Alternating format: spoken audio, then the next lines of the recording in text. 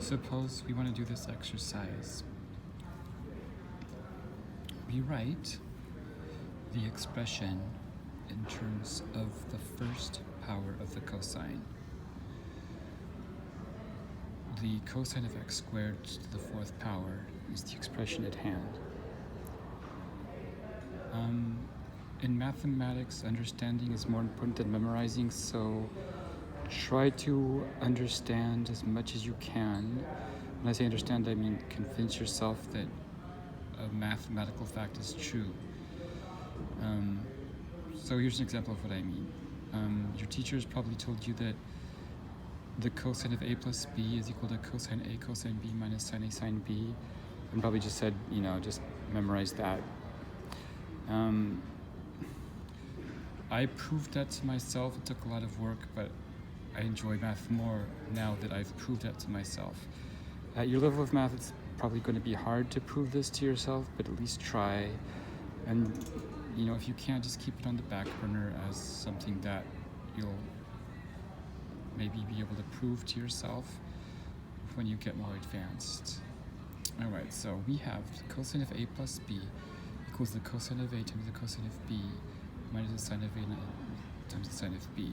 So I'm sort of changing the subject here. We're trying to deal with this, but I guess the way I know this is the way to begin is because, I've seen identities before. I just don't want to pull out an identity for you and say, memorize it. I want to show you the proofs of the identity. So we're going to, prove something as much as we can. And, there are two, if we replace b with a, we've got two cosines in here. That creates a power, cosine squared. That's sort of the connection.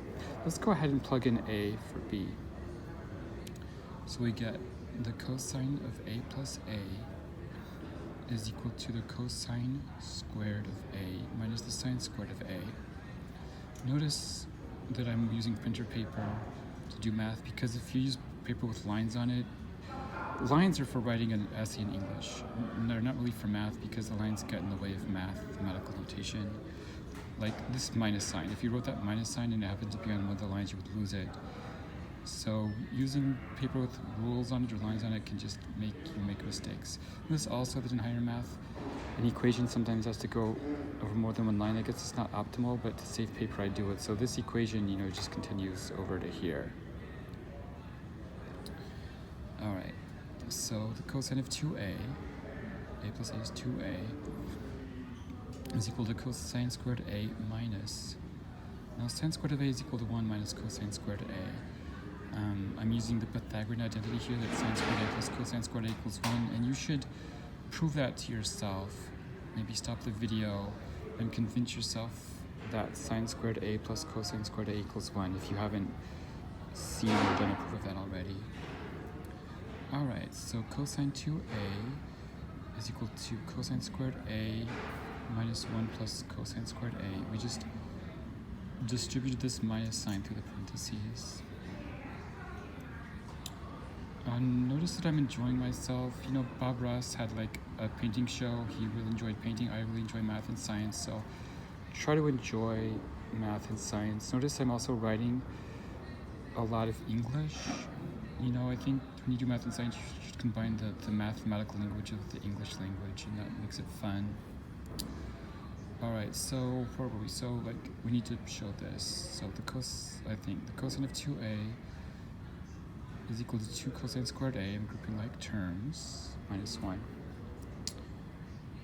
Alright, so cosine 2a plus 1 equals 2 cosine squared a. I added 1 to both sides. So cosine 2a plus 1 over 2 equals cosine squared a. I divided both sides by 2 to get this. So cosine squared a equals cosine 2a plus 1 over 2. I just swapped the sides because we want to be dealing with this, reducing the 10 to the power, so I want that on the left. Okay, so cosine to the fourth of x over 2. I want to look what I've done here though. I've reduced the power from a square to just a cosine to the single power, and that can help me here. So in the expression that I'm given, I'm going to try to tease out a square in there. So that's why I rewrite it with this form with a square. So then we can use this identity that we proved and, we'll use this. So A is going to stand for x over 2, and we can plug in cosine 2 x over 2 plus 1 over 2 squared. Then I just, 2 times x over 2, the 2's cancel. Here we just, we multiply, we just square the numerator and denominator. So this is like foiling, cosine squared x plus 2 cosine x plus 1 over 4. Now we're not done because the teacher said, or that the exercise said, in terms of the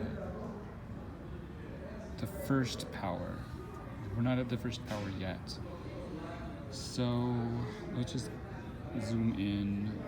You can take notes, it's easier if you take notes so that I can zoom in and I don't have to show the whole thing, I guess, at once. Okay, so cosine squared x, we're going to use this identity that we proved again, and so we can just plug in cosine 2x plus 1 over 2, and then the rest is just copying. Math and science is a lot of copying. It took me a long time to realize that. Don't feel bad about copying. Just, it's a lot of copying because all of this other junk just gets copied over. Here I just break up this fraction into 2, and then again the rest just gets copied over. Again, I just break it up, my equation, to the next line, so it just continues. Then I'm just like distributing this 4, so I've got an 8 here, an 8, 4 and a 4. And we'll just regroup so the cosines are together. I change this 4 to an 8 right here. And I just bring out, so like it's multiplying. I think a teacher might like that form to exercise if a teacher were looking at this. So yeah, if you have any questions, put them in the comments. Please subscribe to my channel so I can get money from advertisers and make better content.